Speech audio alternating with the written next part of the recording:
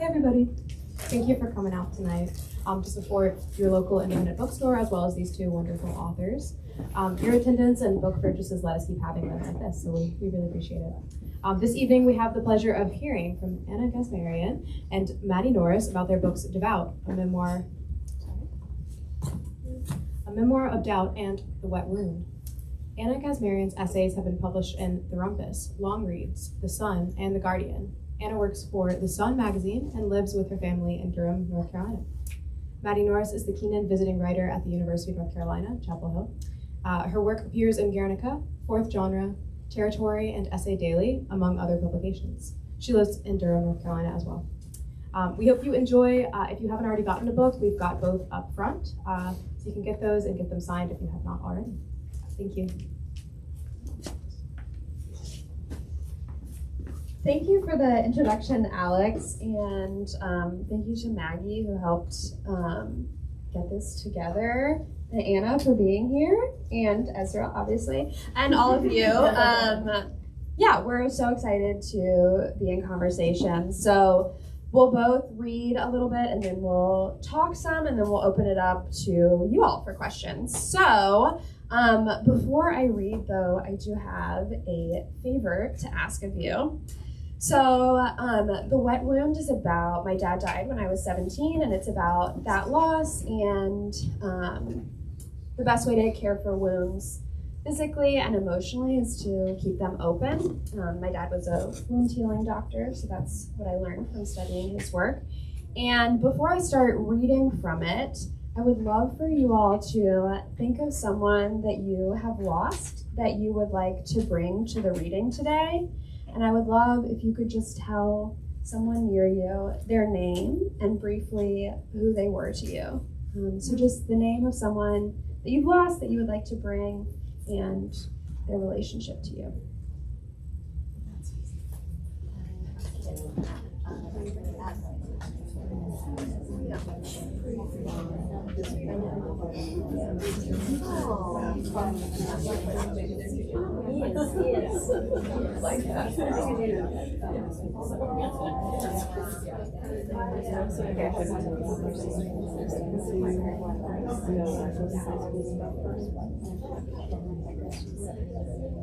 Okay. Thank you all for doing that. It feels important to invite the dead in, so I'm glad that we can have them all here with us. And as I was saying, I'm going to be reading about grief, and there's a little bit of like medical information. Both of those things can make some people feel a little bit overwhelmed and uncomfortable at times. So I just want to say that you should take care of yourself during this reading. So if you need to cry, cry. If you need to laugh, laugh. If you need to leave, you'll be welcome back if you choose to return. So I just wanted to say that. And I'm going to be reading an essay called Dear Hilda. Dear Hilda, you came to my dad's funeral, but you didn't introduce yourself. You must have shuffled among the bodies of people you didn't know, nudging past the sharp shoulders of dad's colleagues, the bruised shins of my soccer teammates, the gangly arms of his friends from residency. I imagine your pressed black dress crinkled when you sat down at a plastic table in the church gym. The room smelled of basketballs and lemonade. People chattered in tight clusters, and a projector whirred through a photo slideshow. Dad at the beach. Dad with mom. Dad at a game. Dad as a kid. Did you grab that plastic tabletop, hoping it could anchor you to the space, the time and place? Maybe you were still absorbing the service, thinking of the full church, the overflow room, the way light played through stained glass stories. The way the wooden pews felt, hard, unyielding. At the reception, you said hi to Dad's sister and brother, but you didn't approach me. Maybe you slid by, recognizing, as you said, excuse me, that I had Dad's bone structure, his high cheeks, taut mouth. You had to have known it was me, his daughter. I read at the funeral, stood on my tiptoes the whole time I was at the lectern, my clammy heels lifting out of new black flats. You flew to Columbia, South Carolina from somewhere else to say goodbye to an old love, someone you hadn't spoken to in years. You paid for plane tickets and ate a lukewarm hotel breakfast before you got dressed in all black to sit in a church packed with people you didn't know to mourn an ex from decades ago. But you never introduced yourself to his family. Why? Was it too painful? I think about you a lot, actually. Do you think about me? When I was 17, he died. When you were 17, you fell in love. You both grew up in Florida. You went to the same high school and started seeing each other when you were young. You dated for over half a decade, through college and a few years into Dad's med school career. You must have wondered about his future, your future. Perhaps the two of you walked the warm shores of home, smooth sand clinging to your feet, sun pinking your faces.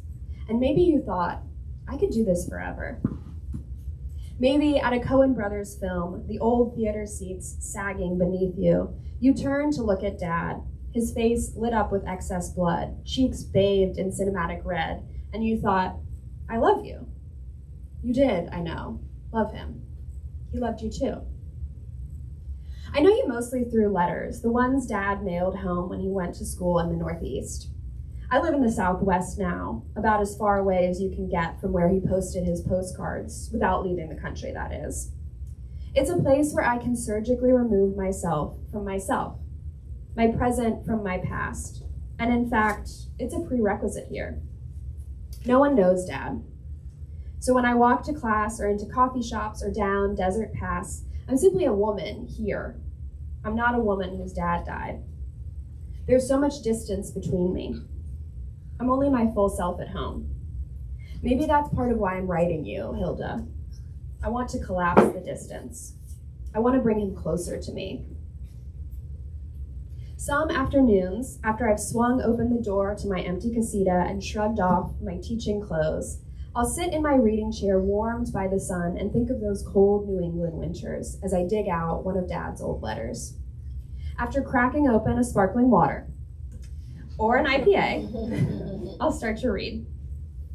The light speed train of time and space shuttles me from my solitary home back to him and back to you too. In the beginning, at Dartmouth, you were a frequent endnote. Hilda told me y'all thought I might be better off flying home, so I made reservations, he wrote in his small, precise handwriting. Hilda told me you thought I was becoming a fancy dresser, he said. And Hilda has a church function that night, so I imagine she'll drop me off and be on her way. You weren't an afterthought, but a steady undercurrent. Though you lived far apart, you must have talked often, your constant communication a given in his cramped letters and quick postcards. You were, for a few years, inextricably a part of each other's lives. I wonder how that feels, that codependence. To be honest with you, I've worked hard to cut myself free from connection's net. I prickle when someone gets too close. Everything is new and wrong. Whenever I begin to wonder what a man is doing while I'm writing in the library or walking up a cholla-studded trail or sipping chamomile in bed, I sigh. I make every beginning into an end. Every opening to commitment is a buttonhole sewn shut. Hilda, I'm scared of love because I've lost it. You must know what that's like. Is it weird for you that I write Dad, not Tom? That his life continued and so did yours, separately? That he met a different woman, moved to a different state, married, went on vacations, had children, ate cheeseburgers and drank too much Diet Coke, and that you did the same, maybe, in a different state, hundreds of miles away, with different people, their faces too blurred for me to imagine? I wouldn't be surprised if it hurt you to think of me, if it reminded you that he lived, had a life, and died. Do you want to know more about his life? We went whitewater rafting in Costa Rica. Me, my brother, 2 cousins, Mom, and Dad. Light fractured through greenery and glittered on the river. This was 3 years before his funeral. The most experienced guide at the center sat at the rear of our raft, steering our air-filled ship down dips and through foaming rapids with a confidence that comes only from time spent doing a thing over and over and over again. Still, we flipped. The river was cold. Underwater, Mom's knee gashed open on a rock. The cut was so deep, it looked black with blood, and the skin that used to cover it hung limp around the wound. Later that night, on a scratchy hotel quilt, with scissors and sutures purchased from a local pharmacy, Dad sewed up her knee. It was remarkable, the way he could put things back together, heal what seemed irredeemable. When did you know it wouldn't last? Around 83, 84, you step out of the soupy background of his letters and become a subject. I do like her a lot, he writes to his parents, but have plenty of doubts yet, so don't get worried. Tom has no intention of making any more commitments at this stage of his life.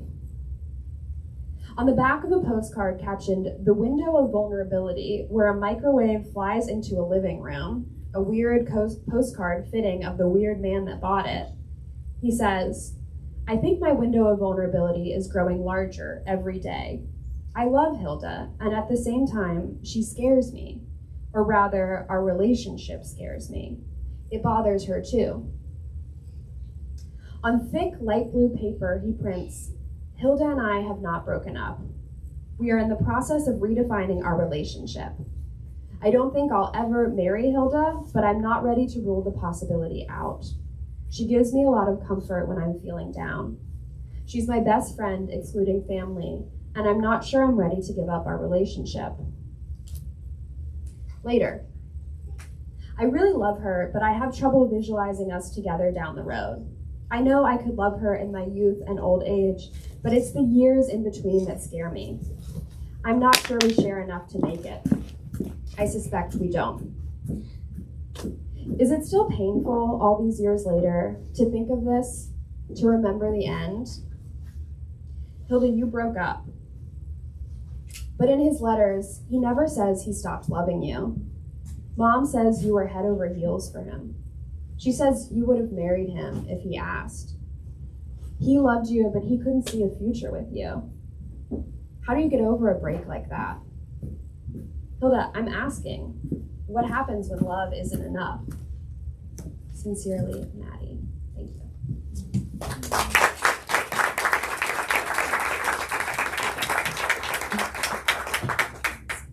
That was lovely. It's really special to be here tonight with you because I feel like people, sorry, I love you and I love that you're taking over this entire chair. I think people think that writing is this like solitary thing when in actuality, at least for me and I know for you, it's a community effort, and there's just something really special about having a friend that is introducing the book into the world at the same time. So I'm just really grateful for you and this time and everyone being here. I mean, coming after work and just talking about some dark things, like, thank you that you're here.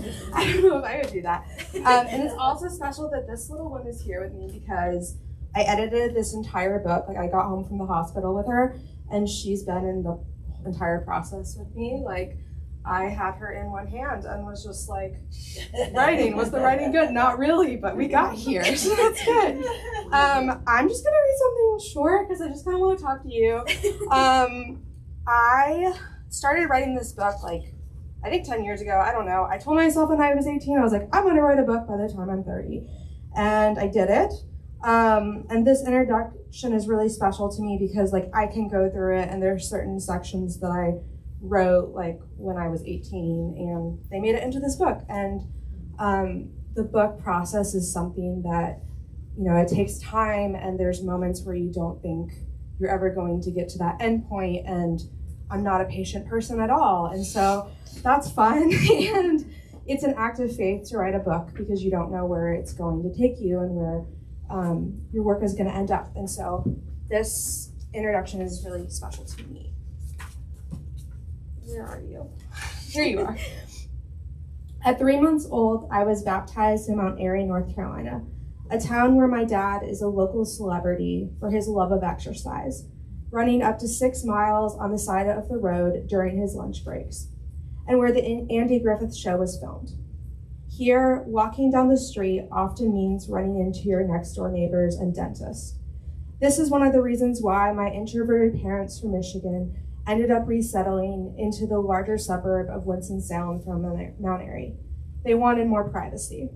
They also wanted more school options. In the photo of my baptism, my mother, trying to keep my lace-patterned silk dress from getting wet, holds me while a pastor sprinkles water over my head. In the Christian faith, a baptism symbolizes a believer's faith in Jesus, the ultimate sign of death to sin, the burial of an old life. Jesus says in Scripture to have the faith and wonder of a child. Maybe this is what he means. My evangelical Christian community was the center of my upbringing, the organizing principle around which everything in my life was ordered. Even as a kid, though, I struggled with whether my faith was all that it could and should be. After all, I'd been baptized without my conscious consent. Another way of saying this is that my faith lacked agency. I was determined to be a good Christian, but I struggled with doubt. In my community, doubt wasn't welcome. I learned this the hard way as an 8-year-old watching a live-action Christian TV show called Bible Man, in which doubt is a personified villain with a cape, the arch nemesis of the show's hero who has a six-pack. Has anybody seen this? Yes. Okay. Bible Man himself was modeled after Batman, except that he was a devout Christian who fought doubt and sin. The message was clear. Doubt was an enemy. I was explaining this to my editor, and he's like, Anna, I don't think this is real. And so I had to send him a YouTube video. And he was like, okay, cool. As a freshman in college, I decided to be rebaptized by my high school youth pastor, a man named Jason who helped lead a church that met weekly in a middle school auditorium. I believed that my baptism as an adult would relieve me of doubts and clarify my purpose in life. 6 months after my baptism, I was diagnosed with bipolar disorder. My life has never been the same, but almost as painful as the loss of my mental health was the loss of a coherent worldview that was rooted in my faith. From that day on, I've been breaking down and rebuilding my concept of faith, searching for a faith that can exist alongside doubt, a faith that is built on trust rather than fear, a faith with room for prayer and lament. That's what this book is, a prayer and a lament offered in the hope of restoration.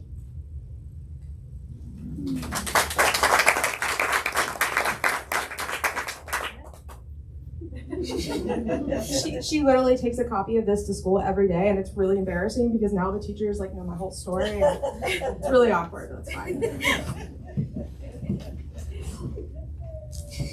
Proud of her mom. Yeah. Where should we start? Yeah. So I was driving here with her covered in Vaseline, and I was thinking about this essay by Leslie Jameson where she talks about the trope of suffering women and wounded women, and her boyfriend calls her a wound dweller. And so I was kind of wondering while you were writing your work, and if this was something that you wanted to subvert, or if you felt any pressure or doubt in yourself over the subject matter that you were dealing with. Yeah, I think part of it is the book's narrative is looking at that pretty straight on, and I think the thing about grief is that people say, there's this time period where people will bring you meals, and then after that time period you're kind of supposed to be over it, which I just don't think is true, and I don't think that that's how grief works. And yeah, it's my dad's not magically gonna pop up and everything be better. It's not oh, a year is done, so I feel good now. But I also think that moving into that wound has really connected me to a lot of deeper love that I didn't know was possible. So that's part of what the book is doing, and I don't know a way to do that without addressing that head on and dealing with the wound. I don't think you can write about grief without pretending that. And I think in writing that I knew that some people were not gonna like it. And I talk about this some in the book, but in grad school there was a man who told me that my writing was a maudlin plea. Yeah, which is okay, you're not my reader, that's fine. But so yeah, he said that, and then the next year his dad died. And he came to a reading and he talked to me after, and he was oh, this actually was so beautiful and meant a lot to me, and like I feel like you really. So I think that that's part of it, is just that like people aren't gonna get it, and like that has nothing to do with me. So I think that I approached it as like knowing that some people were gonna be not on board, just because that's how we're conditioned. So yeah, what about you? How did you deal with like this idea of healing as like this linear narrative? I mean, I was stressed out all the time. I mean, you're like the most stable writer that I know. So like everything you're saying, I'm like, yeah. So a lot of things. I was really resistant to writing a mental health memoir because everything that I have read about mental health for me is like either triggering or it's about like completely showing like all the suffering and the pain and like entering in that. And I think for me, what I wanted to do was write a book that helped people understand like the inner logic of mental illness and also of like the evangelical mindset. I think Esme Wang, she wrote The Collected Schizophrenias, and that was like a huge influence on me because like she would paint these like psychosis episodes and the way in which she wrote it, like you were experiencing it alongside of her, but there was also this like emotional distance. And I think for me, like I shouldn't read Goodreads, but I do.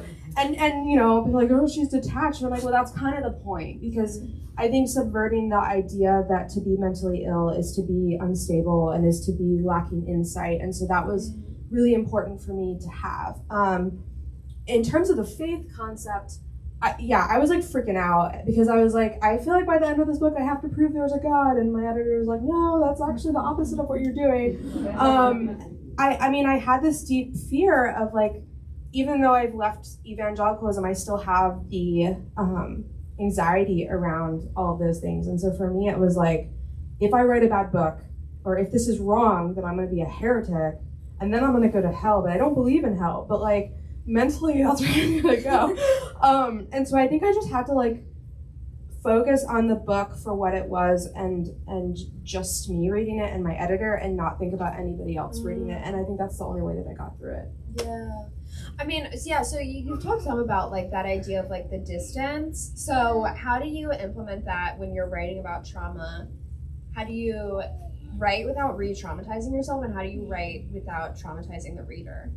I want you to answer this too, because I had this question for you too. So I'll go first. Yeah, I think that was something I really struggled with, because like in the MFA world, it's all about, at least in my experience, it was all about like, no, give all the gory details, like do all this. And I think I got to a point where I was like, I don't owe my reader everything. Like I can create boundaries about what I want to share, and I don't have to share everything. And so that permission was really helpful for me. I think I really had to think through like what I was willing to share, and also like what those details, the point of those details. Because I feel like so many memoirs, I honestly hate reading memoirs, and like it's awkward because like I'll see my book and I'm like, oh, I hate all the books it's with, put it with like the novels. Sorry, that's mean. But I feel like what sells is like basically trauma porn, and like that's the opposite of what I want to do. And it really bothers me how we live in a culture where like women's pain is romanticized, and that was something that I wanted to go against. And so when writing this, I kind of was like, okay, I'm gonna ignore everything that I feel like I'm supposed to do, because that's not what I want to do, and really just stick to what I wanted this book to be and the vision that I had. I feel like we had opposite approaches. Of course we did. But I think we're dealing with like different narratives too. Yeah. And I think with like mental illness, like there's this narrative that like, yeah, like you can't see past yourself, and like you can't, you know, escape it or whatever, like not anyway.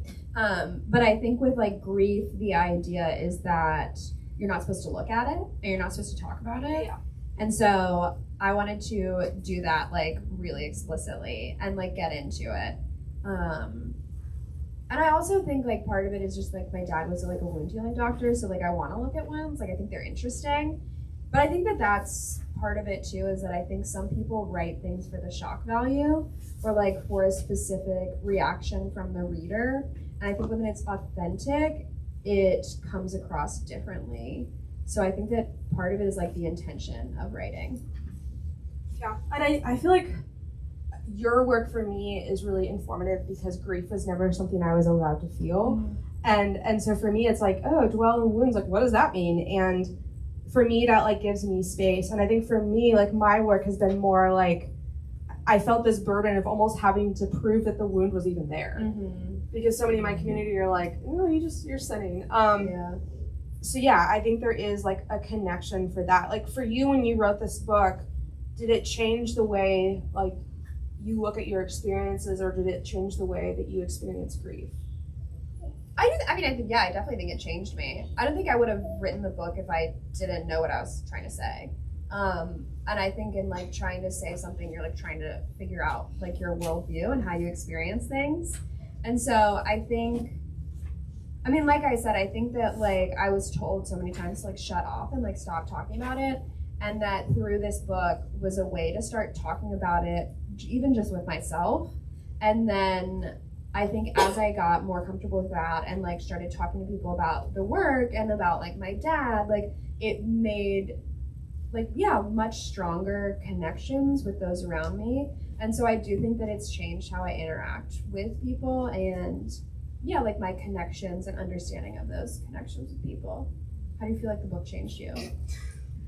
Oh gosh. So I think I wrote the book from a place of thinking that it was going to heal me. And I think I thought I could write this and not have to do a lot of inner work. Like I thought which is bad. But like I spent so much on therapy, like I don't need any more therapy, I'll just write this book.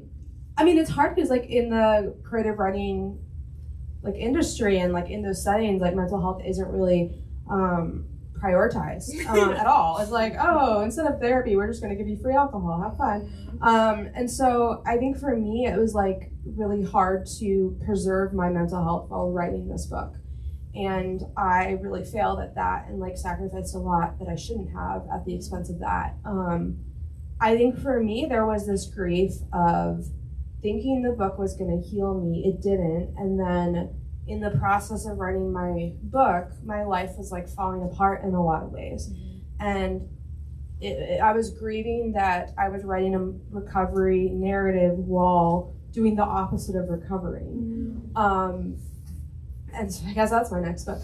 But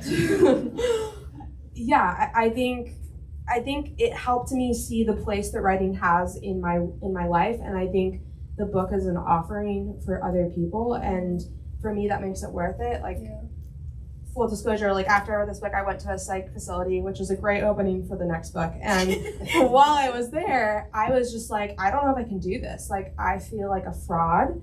And while I was there, I like got on Goodreads, which I don't know why, but there was a man that wrote a review and was like, my wife died by suicide, and this was like the first thing I've read that like was actually comforting. And for me, it was like, okay, this book didn't heal me or make these things more clear. If anything, it complicated it. But if it can like help one person, then it's worth it to me. Yeah, and I feel like your book, though, I know that you say it's like this healing, like recovery narrative, but I think it's like kind of subverting that. Okay, thank you. Yeah, because you're talking about like doubt and this idea that like we're not supposed to have it, and like I think the book really reaches to this place where it's almost anti-narrative, and that like we're not going to come to a conclusion where we feel stable, and like that's okay. Yeah. Did you how did you come to that? So it was funny because I sold my book without my editor reading the book, and it happened like while I was on the floor in the bathroom, like 9 months pregnant, but that's what happened. And but while we were on the phone, he was just like, your daughter is going to be the end of your book. And it didn't make any sense to me. I was just like, whatever. She's not even born yet.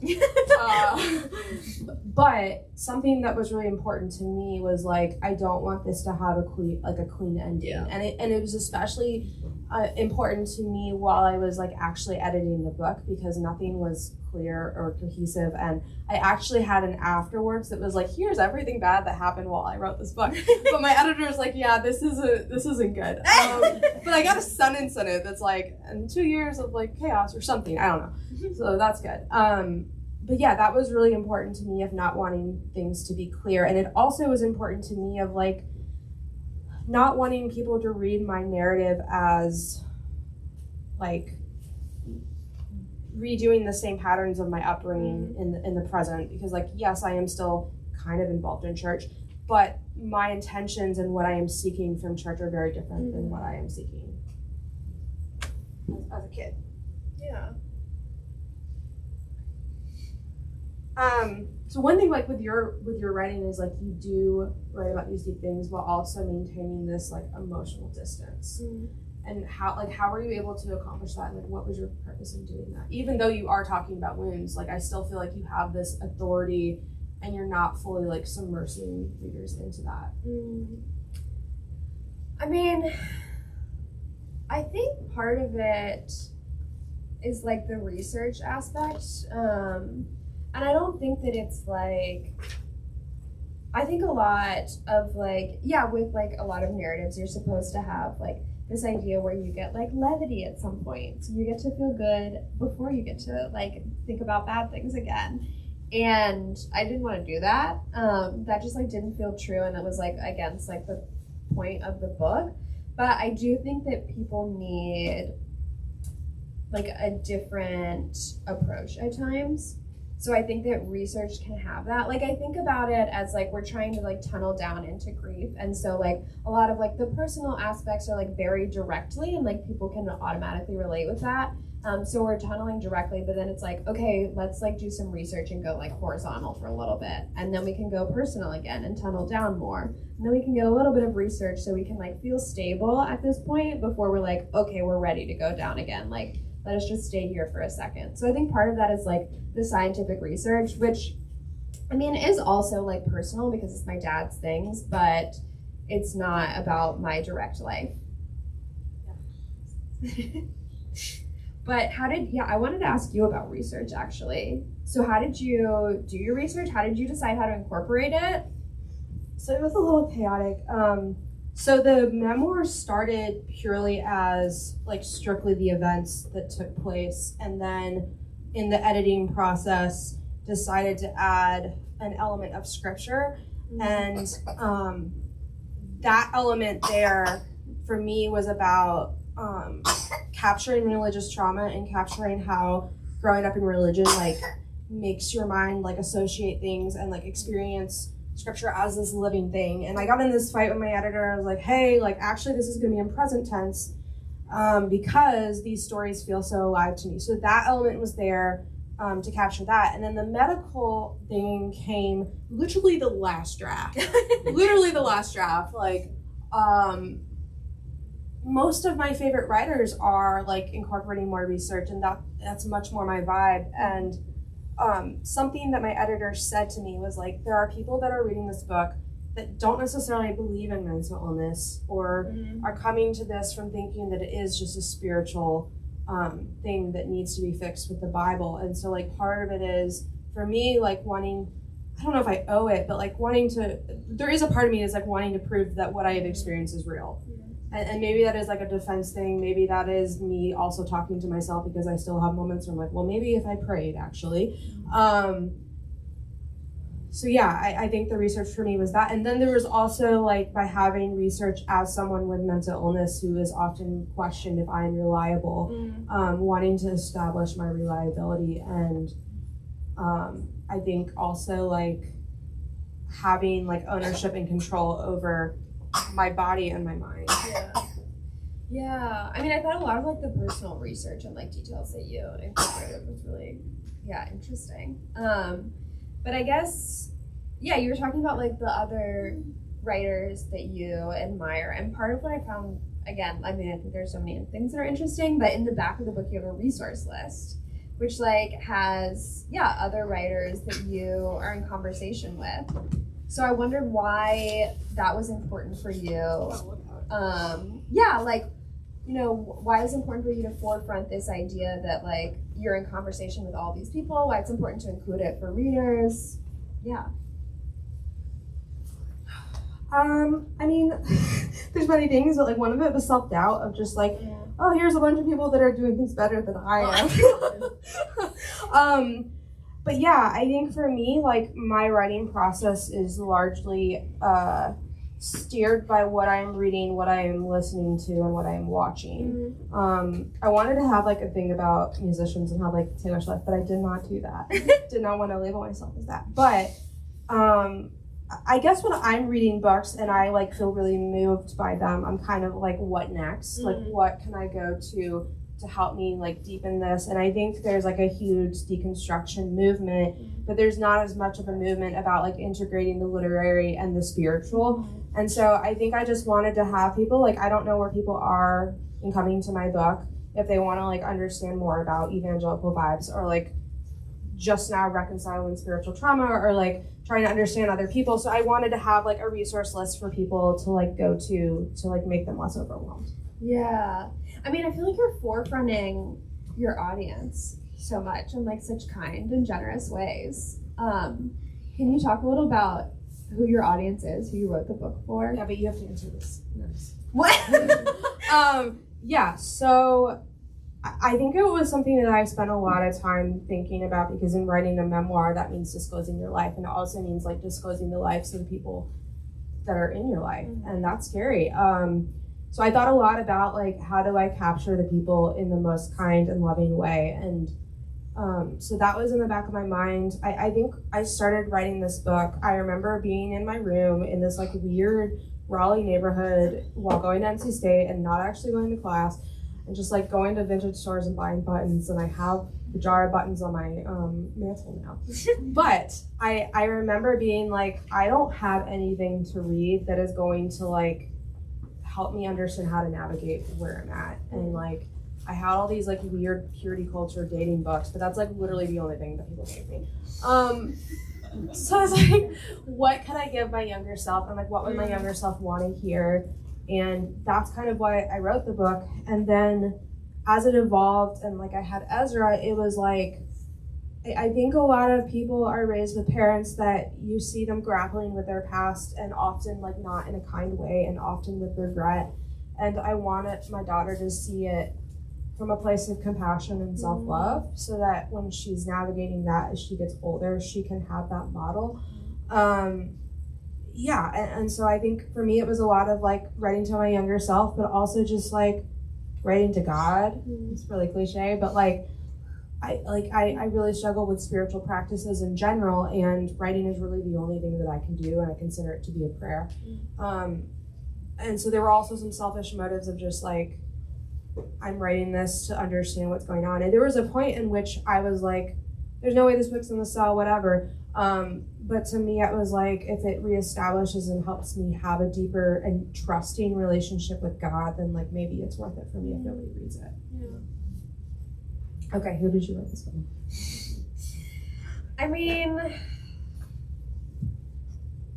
I guess I don't even know like when the book really started, which is hard, but like I think part of this has to do with like timing. So my dad died the summer before my senior year of college, and so I was applying to colleges, like really in the thick of that, and I ended up applying to UNC for a creative writing scholarship, and I had written this piece about my dad, and you have to turn in a whole portfolio, but it was essentially like I got the scholarship because of this essay that I wrote about my dad. And I think choosing UNC was me choosing to be a writer, and I think we all have our own assigned subject matter. So I think I knew like this is the thing that I'm always writing about, so I knew that it was going to be a book at some point. And so that's kind of how the genesis of the project started. It's just like this was the way that I thought through things and like understood things. And so, I mean, I think, yeah, always you're writing partially for yourself. I mean, immediately after he died, I read Joan Didion's Year of Magical Thinking. And as I was reading it, people were like, oh, that's a really heavy book. And I like didn't think it was at all. I just thought like it felt like really like a hug to me. Like it felt really warm. Yeah, I didn't think it was heavy or sad. I mean, it, you know, it is, but it didn't feel that way to me. Felt like I was understood. And so that was like one of the only ways, again, when people start like shutting down talking about grief, it's like, oh, I have this book that I can go to. So I think that was really helpful for me. So I think, yeah, definitely writing for people that are grieving, that feel like they don't have the connections are people that are open to talking about it. But I also think, as I'm getting into it too, there's a lot of people that haven't experienced grief that want to support people that are grieving and don't know how to do that. And so I think this book is like an entryway into thinking deeper about it. I think like grief connects us to the ways that we're entangled as human beings. I mean, Ross Gay talks about like joy is the way that we carry sorrow together. And I think that that's really true. And I think that like grief allows us to see the ways that we carry that together. I think I wrote it for a variety of people at different stages. Yeah. I guess one more question, then we can open it out. What surprised you in writing this book?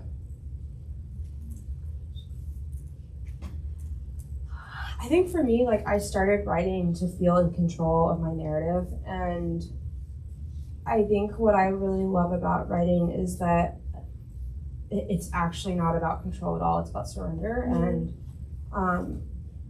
it's a very deeply spiritual process for me, in that when I sit down and write, I don't know what's going to happen, and I don't know what's going to happen on the page, and it is like a leap of faith, and it's like surrendering to where the story is going to take me. And that really surprised me, and just the way in which it does, I mean, I don't know want to call it healing, but the way in which it can create like beauty out of really broken things.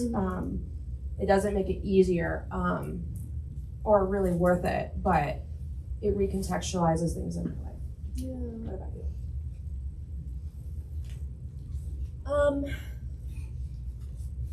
I think I was surprised in the way that like the book changed me, and I changed as I was writing it. I think it did surprise me because I mean I was like very loved in my life, like before my dad died, and like experienced like really great love through him. But I don't think that I understood the way that like grief could connect people, and like how that connection feels like exponentially more true than other ways that don't include like that depth. So I think that surprised me in a really wonderful way, and just like the people that it's connected me to, like through writing it and through publishing it and through talking to people about it. It's been really wonderful. Yeah. Okay. So I think we can open it up to the audience if you all have questions for us.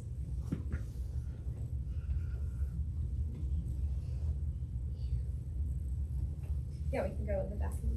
I actually have a question.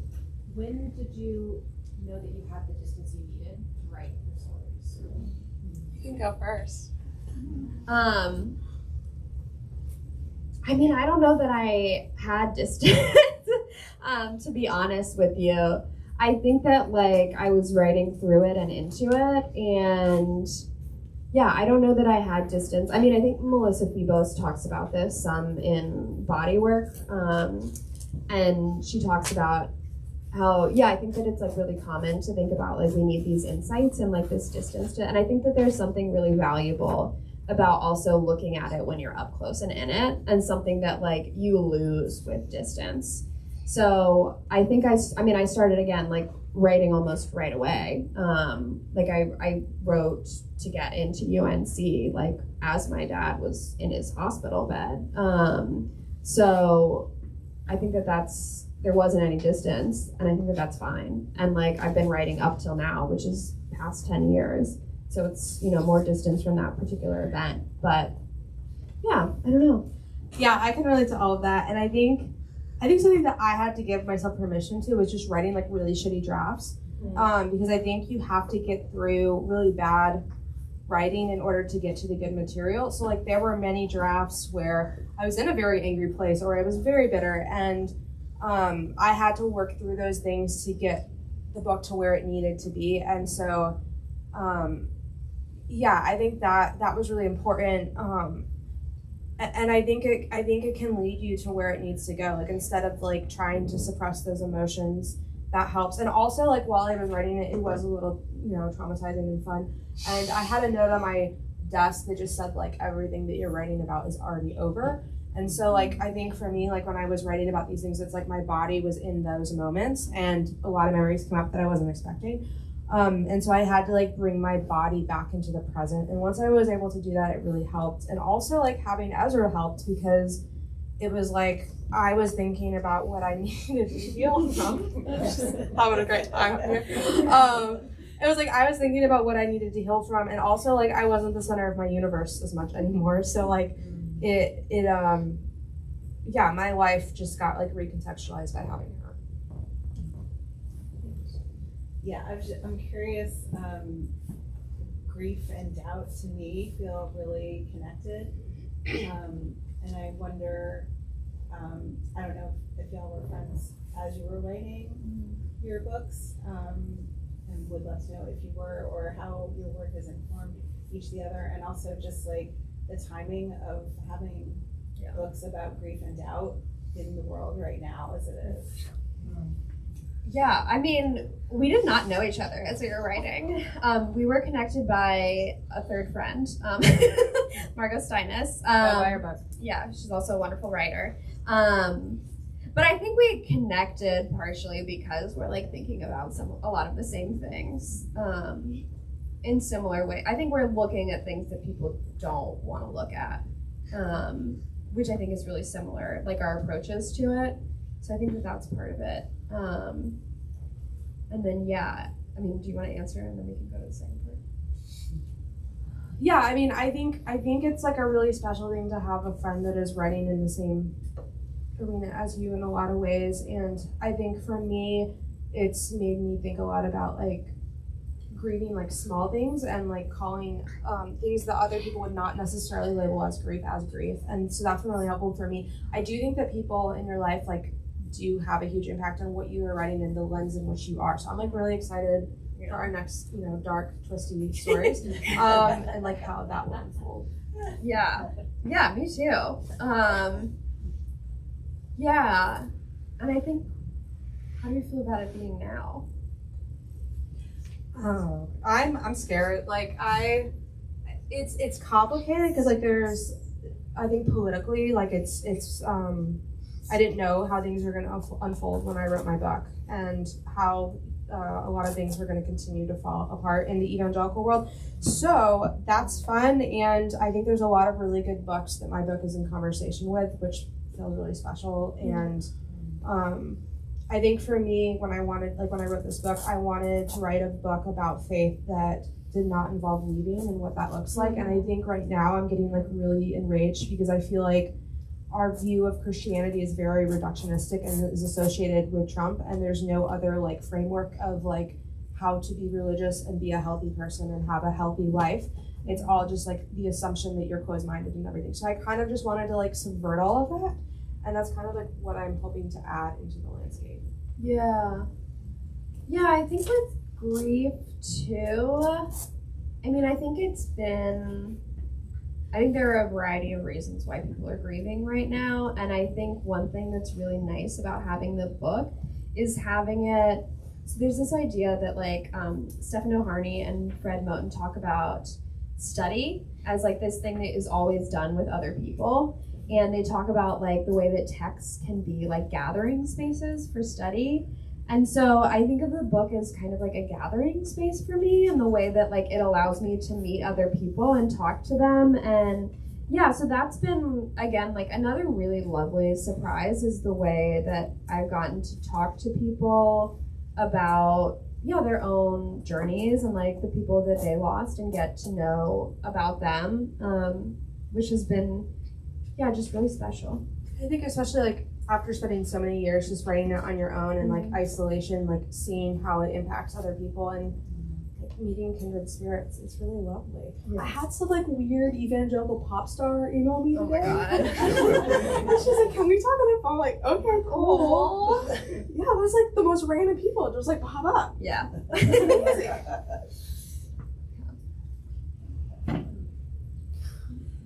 You both tackled very core parts of your life with your writing. Does it leave you feeling, content or like some finality to those, or is it more there's more to be done, there's more writing to be done? I think for me, I mean, I think a little bit of like an ending and a continuation. Like, I think that this book is done as it is, which I'm really happy about, and I'm glad that it is. But I don't think that like the process of grieving will ever be done. And I think that that's okay and kind of exciting, actually. It's like a way to continue my relationship with my dad. So I think that that's, I think it's an exciting thing. So I don't know if I'll write about it in the future. I might. So it feels like a finished object and also maybe something to revisit. Yeah, I got like no closure, no certainty on those things. Like actually the complete opposite. I think it's complicated with mental illness because it's like it's not something that just gets solved and you move on. And I thought that's what it was. Like when I got pregnant, I like had really stable years, and then I had Ezra, and then I all kind of like got ripped to shreds. And so it's like it's something that I'm always going to be battling. Yeah. So it's something I'm always going to be battling, and so it's like ongoing. And then for me, writing the book really made me re-examine the decisions and the relationships that I was in, and it made me re-examine my relationship with faith. And that is something that, like right now, I just got to a point while writing the book where I realized, like, okay, I've spent my entire life listening to men tell me what to believe about God, and I can't do that anymore. So I've like taken a break from church because I'm just like, I can't do that right now. So for me, it's almost like it did the opposite of what I was hoping it would do, is that it just continued to complicate things. And it's just going to be a journey that I continue to go on, and I'm going to have to write a book about it, and who knows.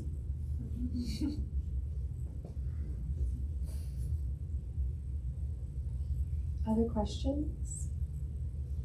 I was going to ask you though, like with the grief, like, do you feel like the themes that you tackle in this book are things that you're probably like, can you escape those things? Because I've been thinking a lot about this. Like I've tried writing like a happy book. Yeah. Can you ever like really escape the things that you're drawn to in writing? Or like, do you overcome those by writing this book, or do you think that they're going to like dwell in future work? I mean, I think that I do think, again, I don't know who said this, but like the idea that we all have our assigned subject matter.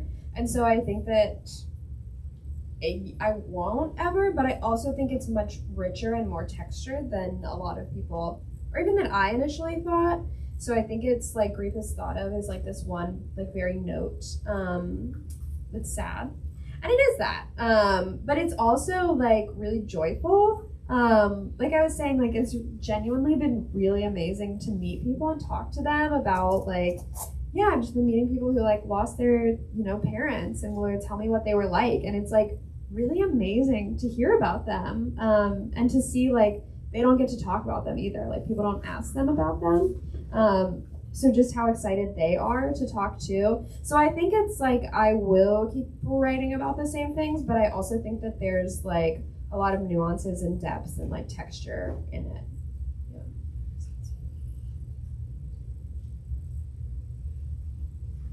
Any other questions? Okay. Well, thank you for being here with us. We both really appreciate it, and we are glad we got to talk to each other and also with you.